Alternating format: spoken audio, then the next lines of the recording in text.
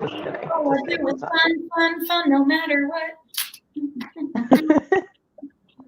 Yes.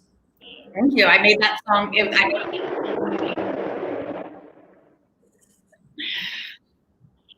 All right, that's been 15 seconds. I feel like we can rock and roll, yeah?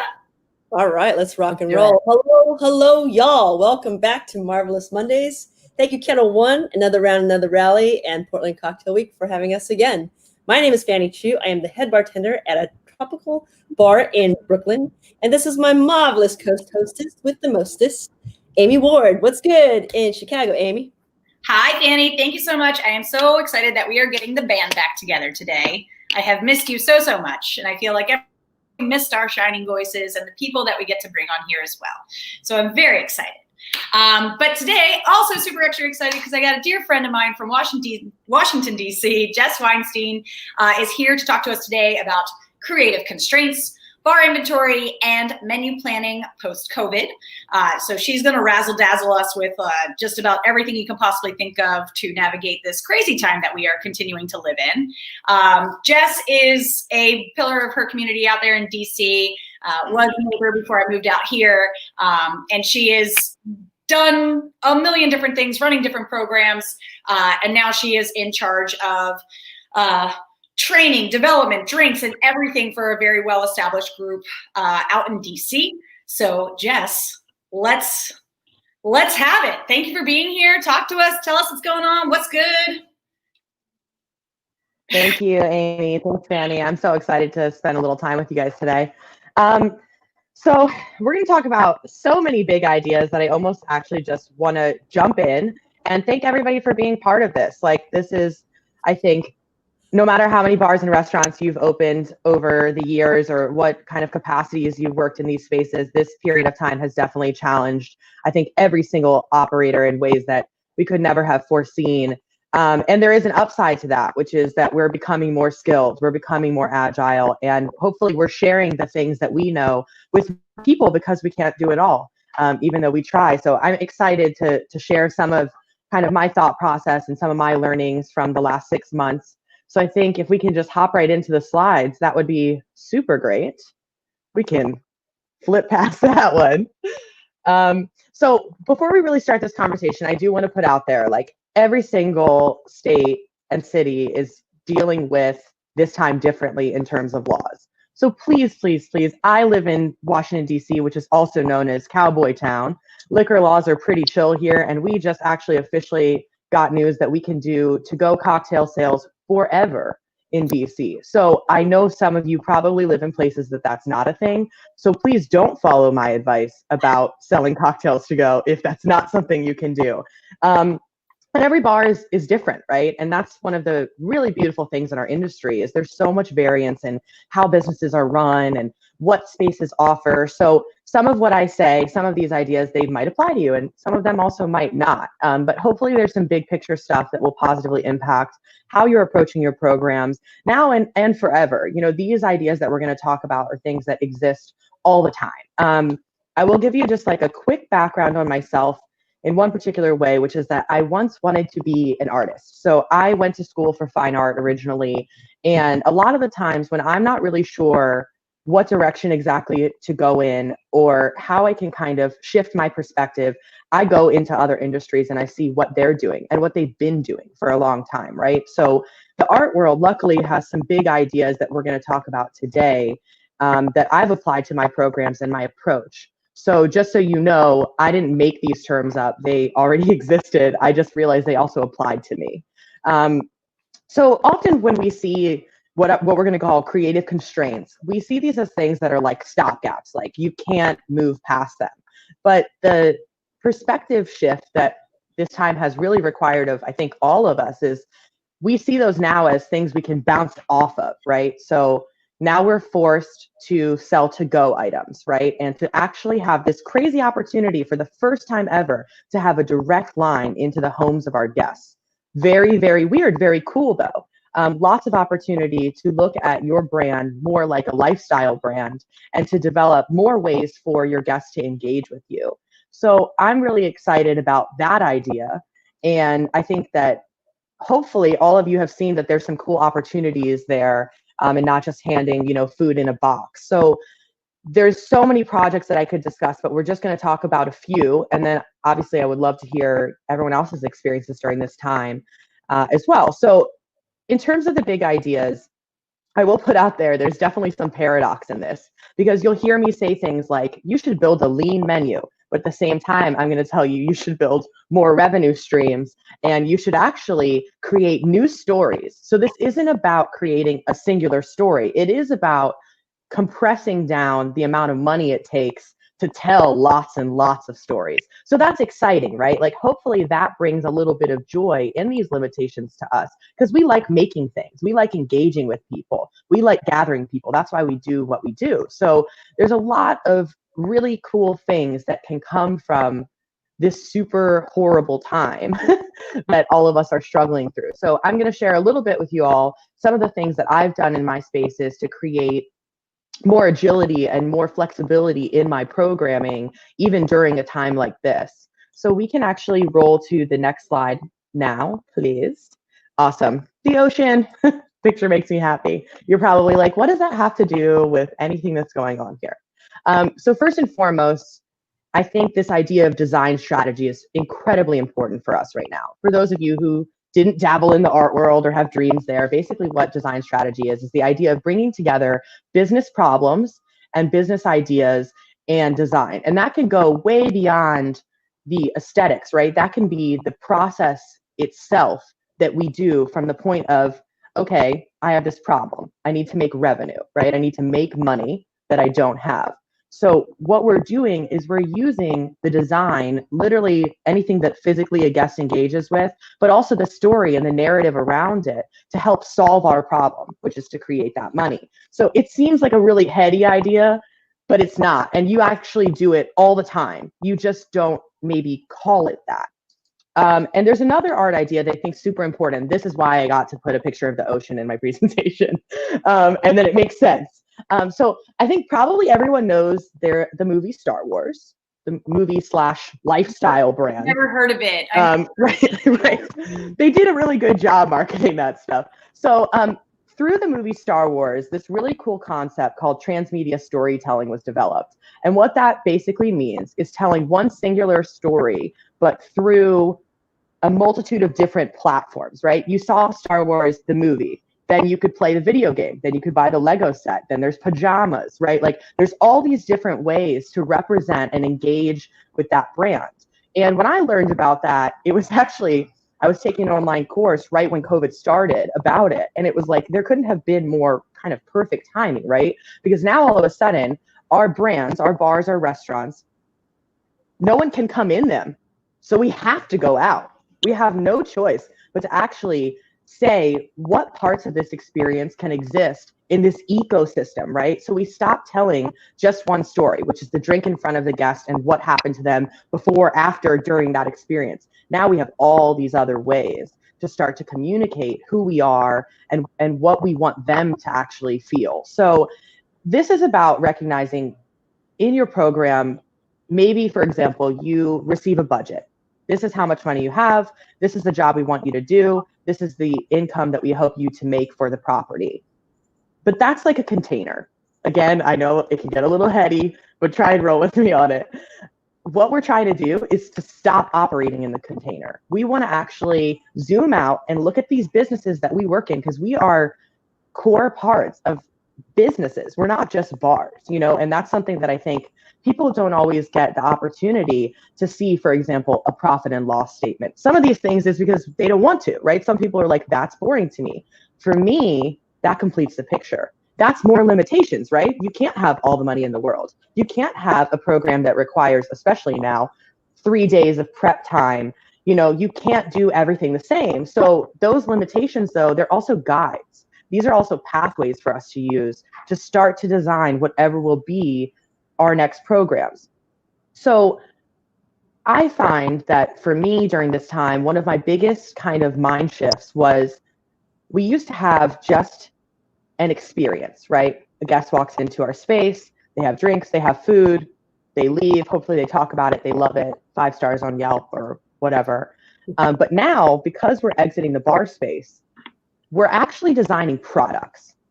And everything that comes out of our spaces is a product that has to match and belong in the ecosystem we created, but also hopefully tell new stories, right? Because if your bar was around pre-COVID and guests expect you to be everything that you were before, it's an incredible challenge. You almost want to keep the best parts of who you were before, but then find ways to become something new that's still you. And I think we can go to the next slide to talk a little bit more about that. Would you make that a little bit bigger? Thank you so much. So this is a recipe for design strategy. It's also my attempt at a joke in my slides. So if I could get a fake laugh, that would be really good. So the biggest, thank you for the claps as well. Feel that in my heart. So the biggest part of really starting to pull back and looking at how to program your bar is it's about your guest. I couldn't say this enough times because we're all creatives and we all believe in what we believe, but it's about our guests. So if you're in a situation where, for example, you were open pre-COVID, run some sales mix, see what your guests like and build a lot of that. Build a lot of that all the time in everything that you do. It's not about don't add a touch of your own, don't have a personality. Well, this is a great example. Like, I don't really drink a ton of American whiskey. I understand that there's a lot of beautiful American whiskey. However, it's not my go-to. So when I build a cocktail menu, usually it's one of the last sets of cocktails that I think about. But the truth is, when I run a product mix, my guests love American whiskey. Maybe it's because what they know, maybe I could teach them something else. But if 90% of my guests want that, then it's my job to give it to them. So I always do like a 90% rule, like 90% of your menu, whatever program it is, on premise, off premise, whatever, it has to be about the guest. So don't make a cocktail menu for you, except for at your house or when you throw a party. Definitely do that. But when it comes to your bar, use real data whenever you can and ask for feedback. You know, this is a time where we're all very oddly, the entire world, very vulnerable and a little bit more open because of that. So ask the questions, especially if you have an opportunity either to use technology for immediate feedback from a guest, or if you're doing on-premise dining in any sort of way or bar service in any sort of way, just ask the question. How did you feel about what you had today? Did you like the way it was presented? Did you feel safe, right? Like there's a whole nother set of things that definitely has to be a part of your design strategy that relates directly to this exact moment with COVID. And I think a lot of that is kind of alluding to the next step, which is trying to think like other people, but also not, right? Like create a program that is relatable, but also unique, you know, and hopefully you work in a space that has lots of stories to tell. Even if part of the stories actually now get to be you telling your story through the drinks, because there's a lot of opportunity to connect right now. But just for me, I always try and say, like, if someone couldn't get inside of my head, which nobody has yet, and hear all my thoughts, and they saw this program, right? They saw this menu, they saw this to-go experience, they saw this event that I've developed, what would they think? Would they understand me, or would they need to know all this context that to me made this such a valuable idea, right? What is that idea separate from that ecosystem? So you have to look at it from both directions, and it's super important. Like even sometimes, honestly, I'll call my mom and I'll send her something. I'm working on this. What do you think of it? And it's obviously she's my mother. I value her opinion very much, but also she has no idea. My mom doesn't even drink. So she'll tell me, like, I don't think I understand this, or I want to hear more about this aspect, right? Because a lot of what I do with my programs is to attempt to be very narrative. Obviously, I like to talk a lot, right? I like to tell a lot of stories. I like to share a little bit more than just how something tastes or smells or feels. Mm-hmm. I want you to actually come somewhere with me, right? So I often need to kind of like check myself and say, am I thinking enough like other people to be understood, but different enough also to be additive and to share something new? Sorry, Leo, I'm gonna need that slide again. And then that kind of leads to variants of revenue streams. So when I say that, one major thing that comes into my head is like the throwing the pasta at the wall, like seeing what sticks, right? So it's okay. Value your time, right? So don't sit here and make like sit down and say, here's 50 different things I'm going to do to make money. That's too hard to manage. Trust me, I've tried versions of that. Super, super hard. But what you should do is find three or four that you can invest real time in and that you believe are viable solutions. And it's not just about creating a variance in experiences for your guest. It's creating a system that's more agile, right? Winter's coming. It's COVID. What's going to happen when it gets cold? Maybe people will start doing a lot more to go and a lot less eating outside. It's kind of mild weather where I live, but still, there's already people who are very cold and who don't want to be outside. So if you know it's very likely that the trend on to go is going to go up right now, start planning how to make your to go cooler. Start planning how to make your to go more profitable. Start planning how you can tell more of your story to go. And that is super challenging, but also super fun, right? So like day one for us, we're like, we need QR codes with our music because people come to our spaces because they love to listen to our jams. And they're both very different, but they're super fun. So automatically, we put a card in the bags. We really miss you. Here's this playlist. Then you have your food. Special events packages start. Here's flowers. Here's this. Keep adding because at some point or another, the dream is you can somehow, in some way, bag up a version of who you are and what you do and send it out. And it's oddly really cool when you see those Instagram shots of like the candles and like for us again, Middle Eastern, like the bread and this and like you see like they set up their version, they emulated what they remembered about being with you in their own homes. And some part of that, although this super duper hurts and is hard, is so beautiful. Like to be able to give that to people when they're overcooking their own food, when they are like, I know that for me, I'm like, day 17, I was like, I'm really over my culinary abilities right now. So being able to bring that experience, it also pushes you to think, who am I? What are we trying to say? If I only could have this one bag, what would I put in it, right? So I'm like, candles, plants, like, anything that you can think of, start adjusting the way you look at your cost of goods sold to create space for things that are additive and that actually grow the experience for the guest. Mm-hmm. And I think right now, again, like disclaimer here somewhere, don't necessarily follow my exact advice, but we know it's going to be winter. We know it's going to be cold. We know we're going to have losses. So start looking at where you know there's wins. And to go will be a win if you build it into something really cool. And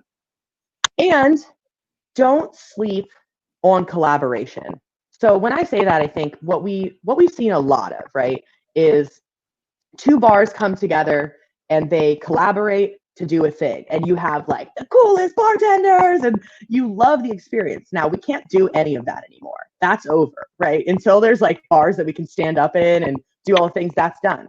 So what we can do though is start collaborating with people outside of the bar space and the spirit space. So when I say that, I mean, look at people who have different resources and different audiences than you, and then figure out how you can create experiences that represent who you both are, but that are completely new. So if you look on the right, there's a picture there. This is the alley outside of one of the bars that I work at. So we actually use this alley. We have it's called a pop-up patio permit in DC. And so this is our dining room. We have 15 tables out there on most evenings. I last year met two guests while I was working the bar who I connected with like immediately. And one of the guests owns a meditation studio in DC called the Glow Club.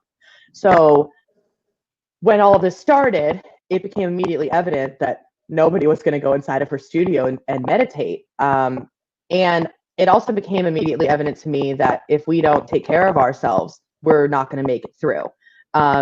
And so I started talking to Kat and I was like, there's this weird thing that's happening where your space no longer exists, but then I have this limitless space that is nothing on Monday and Tuesdays. So we developed this program called Release, and it's a monthly meditation, and we're calling it Night Tea Experience. It's like high tea at night. that happens afterwards. And it's a ticketed event. We do about 40 covers, and we give 10% of sales to an organization that we agree upon together. So last month we did the Loveland Foundation. This month is TBD. But this was a super cool experience. And even looking at this photo, it kind of makes me emotional, because in this alley, we went through everything it took to create full-blown dining service, prefix style, flow, abundance, like this dope experience in the, like, I don't even know how we did it, with the rainiest month of July that we had ever seen. I mean, it was trying.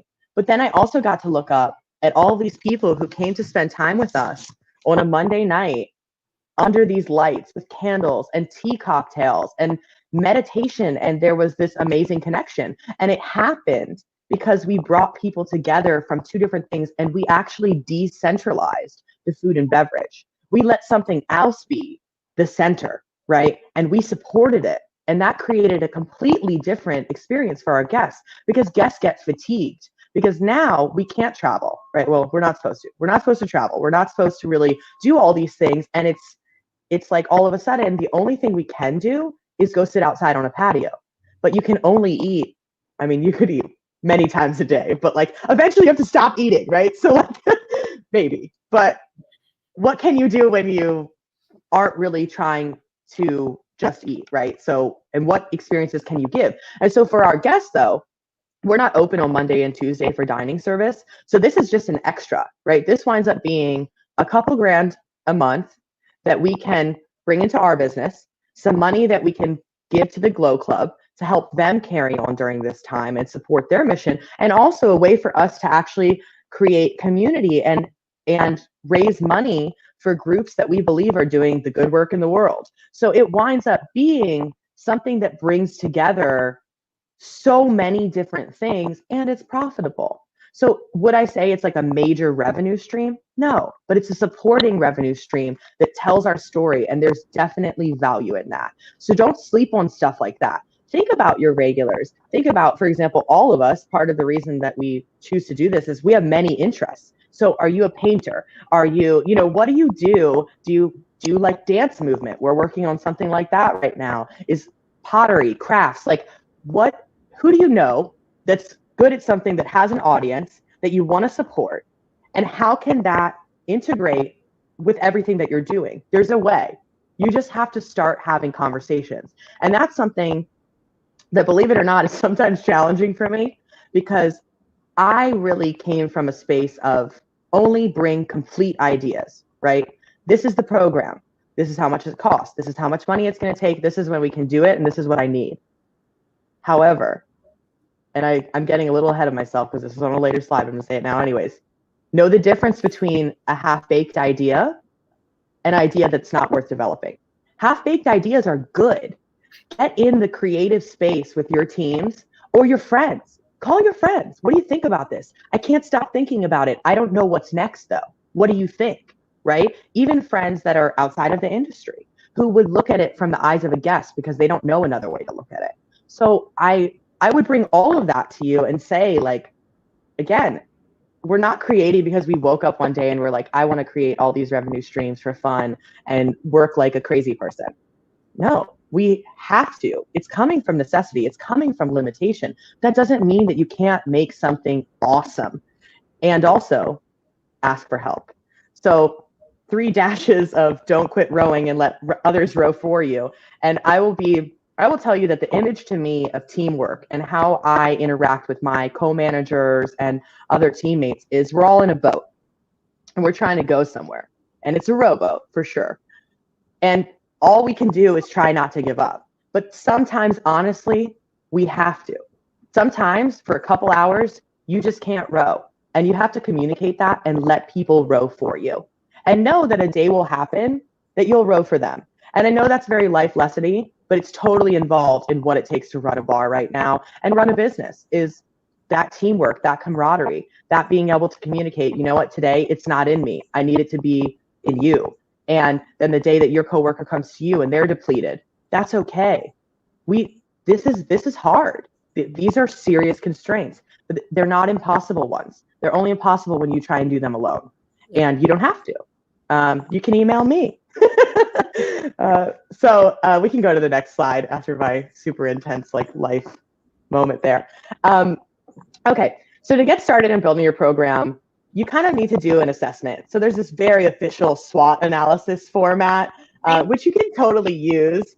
I do it a little bit different than that, but the mission is the same, right? So everything starts with actually figuring out what exactly your challenges are at that moment, right? Like, do you have a lot of money on your shelves? Do you have a huge inventory? Like, are you sitting on 30K of products, right? Like, that's a super big roadblock, but also it's not, because you can make stuff with that, right? So really starting to analyze what are your roadblocks? Like, what time can you be open till? Can you have guests inside? Is that not allowed?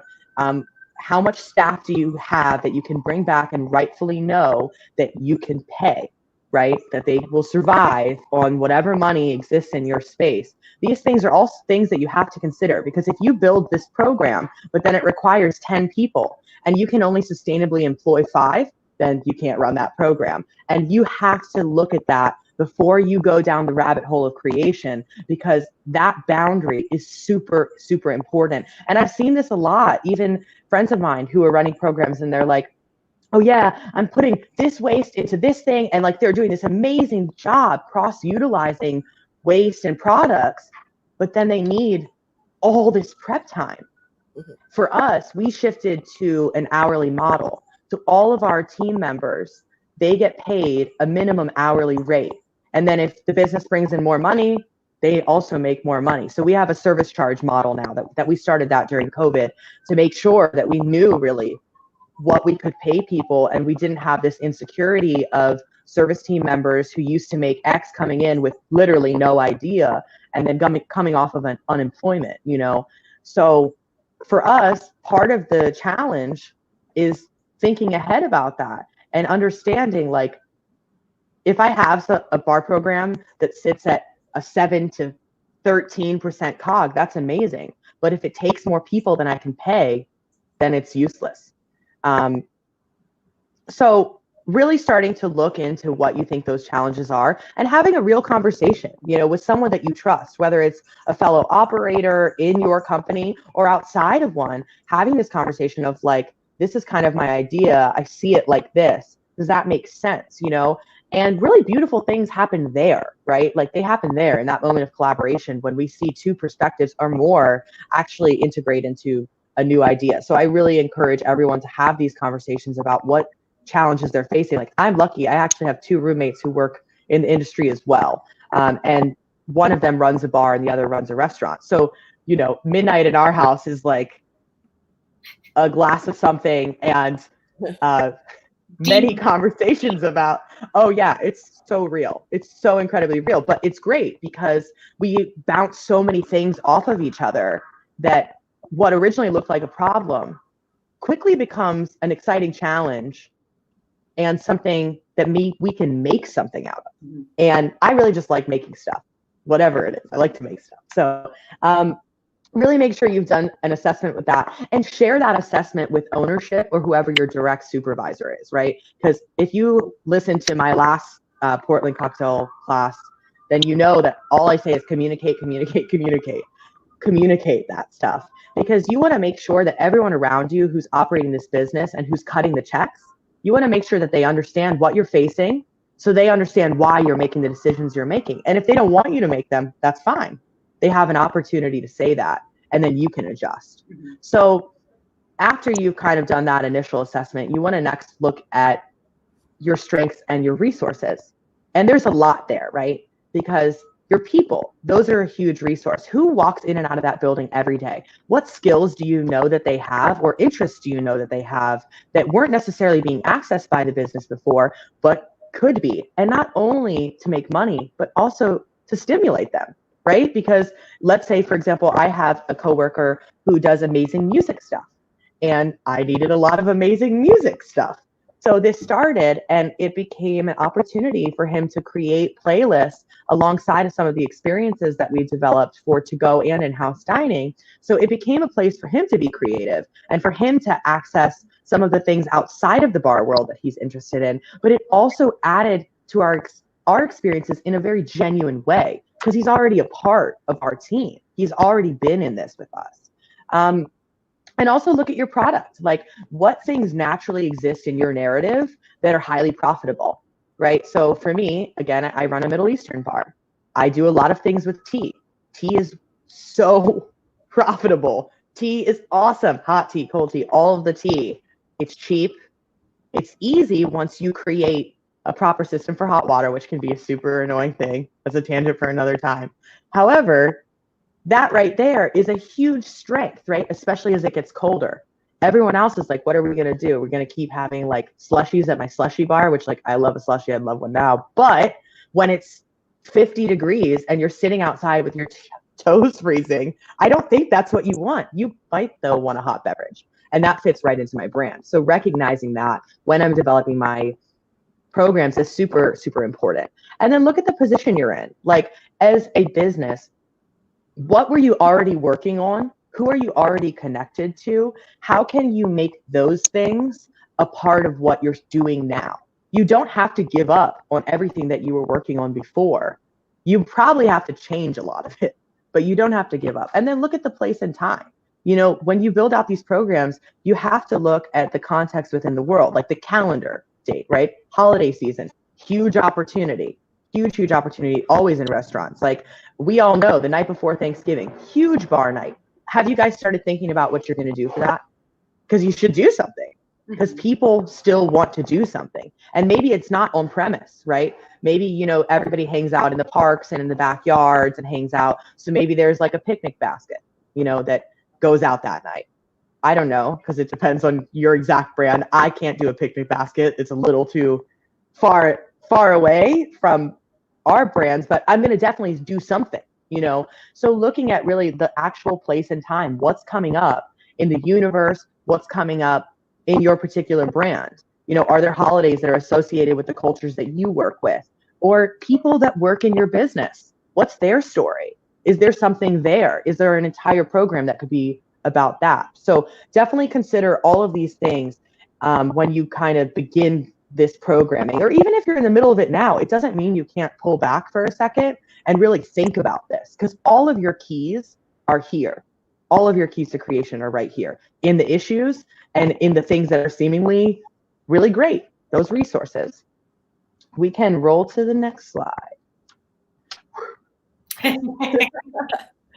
Oh, that was so perfect with the swish of the money. So we talked about this a little bit earlier in terms of really making sure you have variance in your revenue streams. And this is part of the thing that honestly in this time has totally like tripped me out in the best way, seeing how people have done so many different versions of making money that we weren't even allowed to do like a year ago, right? But people turned on immediately. There was all this cool stuff coming out, right? Seeing subscription boxes coming out from places. You're seeing places convert to start selling necessities. Like, you're seeing places start doing activities that decentralize their food and beverage. You're seeing all kinds of stuff happen. I mean, literally, we just opened a bakery concept that is also a bodega that's going to travel around the world in one of our restaurants. Like, I just got to open a little store. What? I love it, you know, but these things happen when you really look at what you're doing and you have these conversations and you value pulling back for 1 second and saying, where are we trying to go? 3 months, 6 months, a year, quickly. I mean, it doesn't have to be like, here's my full-blown dissertation on my dream world, but it's like, what are the big ideas that we want to make happen? For us, we brought an amazing pastry team on, and we're like, we're opening a bakery because we see that nighttime right now is challenging, but daytime is a little bit untouched in the corridor that we have a space. So here we are, amazing pastry team, daytime thing. We're trying to figure out, we have this tiny little bar. We clearly can't do indoor dining. How can we create revenue in that space? Oh, well, people can come pick up their to-go stuff and their baked goods. And then there can be a retail component that allows us to engage with our guests and also can be additive to the financial landscape. And then all of a sudden, everything came together. Our pastry chef's from New York. She's Dominican. Boom, La Bodega. We're a global street food restaurant. Here we are selling wine, selling t-shirts. Like, there's so many opportunities, and it was right there in front of us. But we had to start really spitballing and having these conversations internally, but externally too, and seeing where these small ideas can connect to who we are, so that we're also building something genuine. Because the point of this isn't just to make money, make money, make money. Of course, we all have to make enough money to keep our spaces open, but we don't want to lose who we are. So make sure also that you genuinely connect with it. The owner of the group that I work with, her family, when they came to the US, had a Italian market. Half of her family is Sicilian. My family, when they came to the US, had also a market. And so we both had this connection of like, I grew up on the stairs of this corner store, right? Like we both already had this connection, and we're like, here it is. It's right in front of us. It's our story, and this is the space. And we were able to make that move. So it's like this weird, again, paradox, dichotomy, however you want to look at it, of looking to the world to figure out what to do, but then also looking within yourself and recognize that we have to create from a space of need. So if there's something that's missing in your life that you're like, I don't have enough social time things, or whatever it is, start thinking about how you could fill that, because other people are also experiencing it. And you're in a very unique position because you're operating a business that can offer a product and experience that might alleviate some of that. So there's a lot of really exciting things. I've seen ghost concepts. A lot of people are building those out now. And again, these could be things that you do with the business that you work with, where I have a friend who just did this, went to the owner of the property he worked at, and they basically said, hey, I want to start this ghost concept out of the space. I want a cut of it. Here's the concept. Here's how it would work. And he's doing it. So it can be for your current business, but nobody's saying you can't start a new business right now if you're ready. It's like, I know that sounds super, super crazy, but I don't know. While everything's breaking apart, sometimes it feels good to make something new if you have the capacity and the team to do it with. So leave everything on the table, put it all out there. We can go again. Yes, for people that don't know, could you explain like what a ghost concept is for anybody that might be like tuning in? Oh yeah, for sure. So ghost concepts are basically where you create a bar or an idea, a brand of some kind that exists basically on the internet, right? So there's nowhere, for example, there's a place in DC, they're pretty dope mezcal space, and they are doing a hamburger thing. So if you go on their website, their new ghost brand is also there. And when you go there, you order from their menu, you can get takeout, blah, blah, blah, blah, but their other restaurant is still operating. It's just that they're basically running two completely separate programs. But their new program is crushing it because they had a fan base already. They had people who followed them and liked them and believed in them, but they were able to tell a completely new story. So you get this uptick of people who are like, we love them. What's this thing from them? But you don't have to build out a new space. You don't need a second team, right? So when we are able to compress labor in our industry, that's where there's really great money in drinks and food, right? So if you can plan it right, and we have 3 concepts currently running out of the bodega space, right? We have a bakery, we have our actual restaurant, and then we have another concept that we're growing that's really cool food from Upper Mesopotamia. Our chef is a Syrian, so it's like their journey through food and spices and the kebab, and it's so cool. But all 3 of these things are happening. But the reason we can do it is because we're using the same workforce. But then the marketing behind it all and the branding and the mode of purchase is different. So it allows it to be separate, but all from us. So the people who know and love us are like, oh, they're doing a new thing. And then they get excited. And then it actually just helps to grow more and more who we are. So it's a really cool thing, actually, that I've been really enjoying seeing some people who might not have been in positions to start their own concepts financially to actually do it, because restaurateurs, bar owners, a lot of them, I think, see value in telling a little bit of a new story right now, because you almost don't want to tell the same exact story you ever told, because then people will expect things to be the same. But when you're like changing your gloves every 3 seconds and they're outside and like, I don't know, I'm not saying this has happened or not, like a rat runs by, maybe a rat runs by because you're outside in a city, then they're like, oh my God, there's a rat outside. And you're like, you're outside.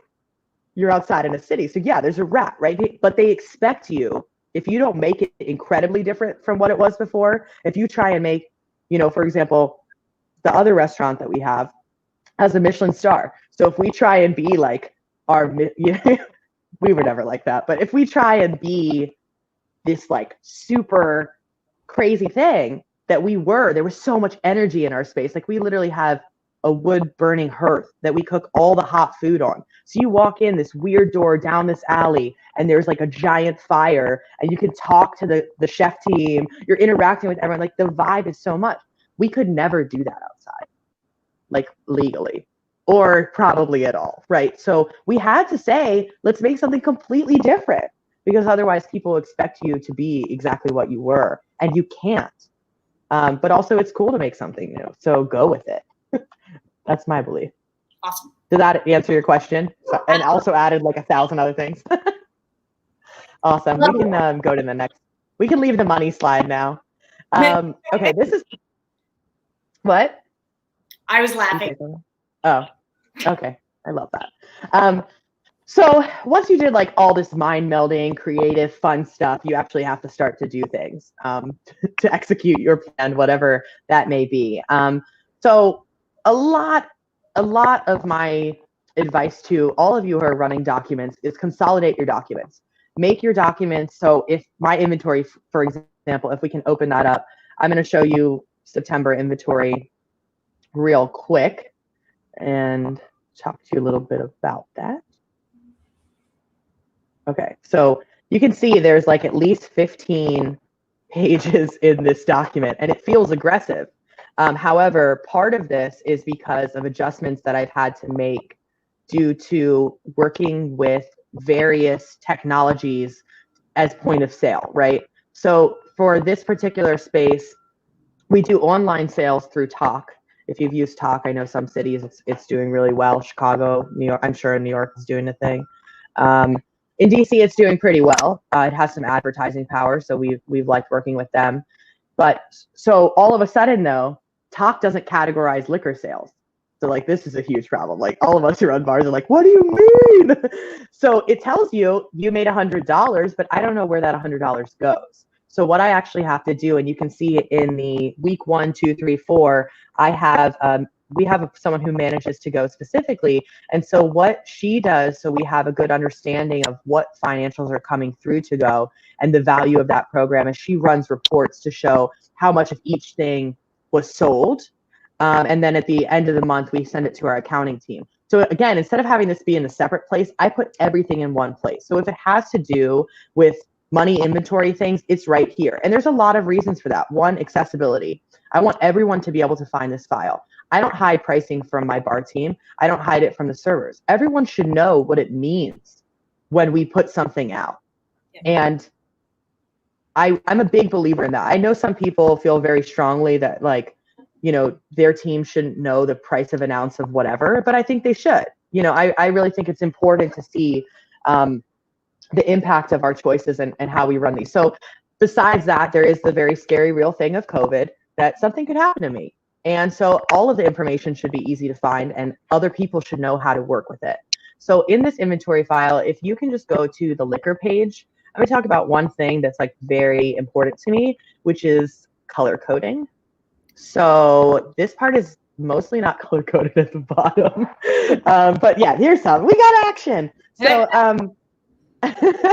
I color code to represent a couple different things, right? So first and foremost, I color code anything that's in a menu or listed on my spirits list. The reason I do that is because some weeks are literally so crazy that placing orders for me, I don't have the time to like, oh shoot, that's great. I love that. Bring that to DC. I don't always have the time though to like really like go through every single item and understand what's happening. So I know though, if I look at all of the things that are highlighted in that color, in the green color, if I just get those, then I'll be okay for another week, right? Like I might 86 something that's on the back bar, but anything that's in a batch cocktail or that is on my to-go menu, I'm going to be covered. So I always color code whatever is in an actual menu. I also color code things that I'm ready to let go of, right? So one big part of this process has to be looking at your inventory and saying, what here is a necessity and what here was for me. And because I like it and my team likes it and we like to hand sell it. Because in DC, we don't have bars. So I can't hand sell the way that I used to. I can totally hop out onto the restaurant floor, but that becomes an additional responsibility. So I like to code the inventory to also represent things that I'm ready to let go of. And then an additional code for things that I'm like, I'm not sure about. You know, I really love this product. I would be sad for it to not be on my back bar. I have 6 regulars who always come and drink it, you know, and so I think on it for a while and I look how often that I would need to order it and I make a decision. It sounds super nitpicky. And during this time, it's really important to make big decisions that make sense for the financial picture. Because when again, back to this idea of like build a lean menu, but also make it complicated and have all these revenue streams. That doesn't mean have $30,000 of inventory and 12 types of every spirit. It doesn't mean that. You can create, so for my to-go menu this summer, for example, I had a to-go and an on-premise menu item that both had what I call watermelon mix in it, right? And it's a mix of watermelon liqueur and watermelon puree. And so I made 2 drinks that use the same ratio. So I could use one watermelon mix that went into both. One was a gin drink, the other was a tequila drink. So automatically I'm condensing my prep time, but also I'm making it so I'm ordering more of the same things. And some of that even comes down to distributors. Because I know in DC, most distributors haven't added like additional delivery days. If anything, they've taken them away. There's less reps working the street. So it can be really hard sometimes to actually connect with someone if something happens, or if you can't meet a minimum, they're not making exceptions. So for me, I have to build something that's condensed enough that I can guarantee I'm not going to be in a situation where I'm like, oh, I need something that's $25. This happens to me with soda a lot during COVID because guests haven't been drinking soda. Our team drinks soda, whatever. So I'll be in a circumstance where I have no Sprite. I literally know exactly who drinks Sprite and I know like how many they drink and like, and I don't care. I'm like, have the soda if it makes you happy. But to meet a soda minimum, sometimes I'm ordering $300 of soda because our soda guys that have the ones that we like to use won't come down from Philly to bring it unless I meet the minimum. But then I also have a storage problem, right? There's all these compounding issues. So try and make it as condensed as possible in terms of the things that you're actually ordering, but use them differently. Make a different drink, something that looks different, that tells a different story, that has a different name. You know, have fun with that. That's the cool part. There's a ton of other stuff in here. I use this sheet also to track any donations that I do or special programming so I can understand, you know, for example, with the release program, I always track exactly what I use. And if there's a food component, any food that goes out, and that helps me just to see like, you know, the value of that time and what it really took to do something. So other than that, I think, you know, we kind of covered it. Hopefully all of you have seen an inventory sheet before. Mine looks okay. I've seen some pretty cool ones. I don't take it that far. This is how my brain works. And so I make my sheet the way my brain works. And that's what you should also do. I think I'm good on the inventory sheet. I'm ready to let that go. It's like too close to the first. I don't want to see it yet. And if we can go back to the slides, that would be awesome too. Thank you, thank you, thank you. So after you make some decisions about how your menu is going to work, set some real live timelines for yourself. And that looks like, here's when I want to release a menu, and make it farther away than you think you need. Because it's not just about you, it's about a service staff as well. And I can tell you in my experience, like, I haven't talked about actually COVID a lot during this presentation. However, we're all experiencing all the effects of that existing in the world. And that means our brains might not have as much space to memorize those new 10 cocktails. And so maybe we shouldn't ask our teams to do that tomorrow, right? Like maybe we can say, here is the information, and in X amount of time, we're going to drop this menu. So plan your dates and really take the time for that. And that will help you to really create a workflow and understand, like for me, I know when I plan a menu, I don't want to drop it any sooner than 3 weeks. 3 weeks is absolutely as soon as I feel comfortable doing that. And I'm also running a batched and diluted bar right now. That's part of how I've approached COVID from a health perspective, but also from the perspective of, financially being able to really control the losses a little bit differently. So with some of that, I feel less concerned, but anything that someone has to sell and talk about, give them the time to learn it, and be graceful. If you don't meet your day, that's okay. Give yourself a break. Give your team a break. Everybody is firing, I think, on all cylinders, and then we become exhausted. So if that day is on the day of your menu drop, don't drop it. Drop it later. And we can now go to the next slide. And would you open that FMB sheet, please? So I use a FMB sheet to track all the food and beverage that's being sold on each individual menu. And this is important for a lot of reasons.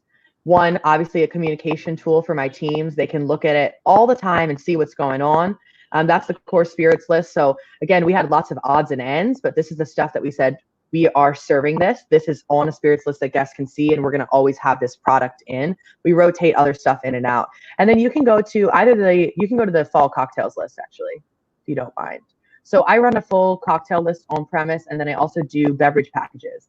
And that is also part of how I rotate product and also create different experiences. So my guests who come in, they have a reason to come back 2 weeks later, for example. So this is my cocktail list. It has the stories of the names. It has obviously any pours, mise en place, recipes. I do everything in single format and large format. So everything is spec'd out for them. And I have a really creative bartender who made a very easy, beautiful, visually appealing version of this that they keep next to the well so that they don't have to read all the little boxes. I like the organization of spreadsheets. They really help me to remain organized. So this F&B sheet, it's great. If the kitchen changes something, they change it in there. If I change something, I change it in there. It's really allows you, and it forces you to plan. When you have to put something into a structure, it forces you to plan, because you can't just say, here's these 7 new drinks. This is our new drink menu. It's like, where's my sheet? What explains, what does any of this mean, right? Because otherwise, I'm the keeper of information, and no one person should be the keeper of information in your business. There should be open communication always about what things look like, because it also becomes a doorway where your team members can see, oh, this is how you create a menu item. These are all the things that I need. And then all of a sudden, that one team member who seemed to be kind of just like skating and passing by the time, they're like, I made this cocktail and here's all the stuff, and it allows people to engage with your program, to learn and to grow. And it is not all on you. It shouldn't be. That's not where the beautiful stuff happens. So that's my F&B sheet. I'll send y'all a blank copy if you want to try and convince your chefs to fill it out, because that's the hardest part. And we can roll off that too. Next up on the slides. Yeah. Great song. Thank you. Yeah, and I think that actually leads directly to know when to get out of the way. I know that we think we are the only ones who know how to do some things in our spaces. One, if that's true, it's a problem. Two, change that. Let someone else do it. There's a reason you hired the teams that you have. So let them learn new aspects of the business and let them step in. I was a wine buyer for many, many years, but I don't have the capacity to control all the elements of wine purchasing right now and do the rest of my job. So I have a team member who manages service and helps me to manage the wine. And so I'm mentoring her to learn how to run an inventory and a program. And the limitation that forced me into it is I don't have time to do it well, right? But the uptick of that is that I'm going to have more people around me who understand what it takes to do something and who are interested and involved. And we need that right now. We need our teams to be engaged with us. And we need to look to other industries. Keep your ear to the ground. Keep asking questions about what technology is developing in terms of ordering interfaces, in terms of advertisement stuff, what's already happening, because there's a lot going on. And don't also, though, go down a tunnel of demos. So I know when I go on a demo, I already pre-look at the whatever the platform is, and I have questions. I'm like, can you do this, this, and this? And if the answer to those 3 things is no, I'm like, sorry, man, good luck. Sounds cool. Maybe I'll see you in a couple months, right? These people, they're moving fast on the tech side, which we really need them to. So keep engaged in that space. Don't give up on it. There's probably something out there that can help you that you haven't learned about yet. And we can move on from there. And then, yeah, your hook is in your limitations. So look at the things that you think are holding you back and recognize that those things are actually things that you can bounce off of and do more. And then let's vote, y'all. Everybody vote. Please vote.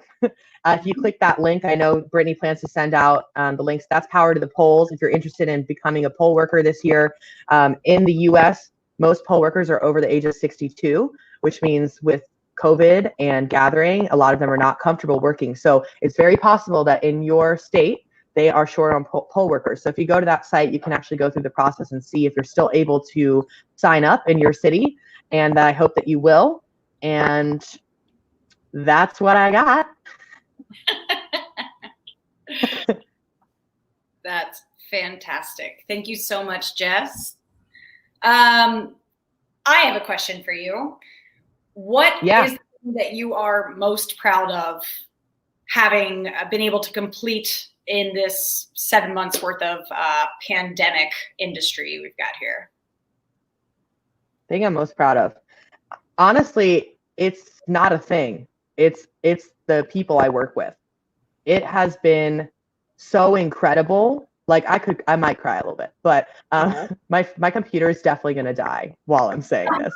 So I'm working on that while I answer this, which is not the best timing.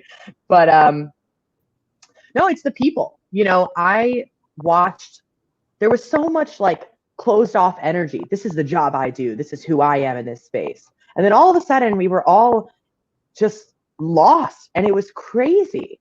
But then I work with this crew of humans who care. They just care. You know, they care about things. They care about each other. And I feel that.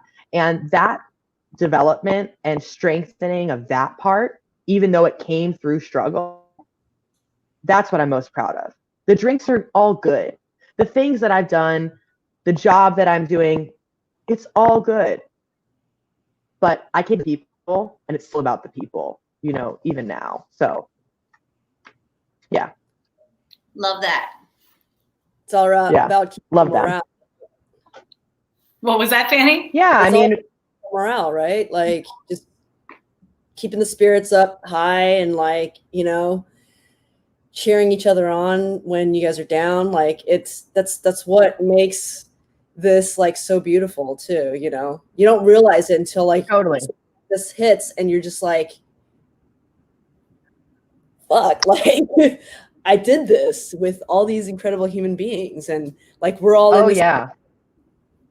Sorry I cussed, but totally. I'm surprised it wasn't me, honestly. Yeah, I think that's a part that we as leaders have to remember. Leadership is about relationships.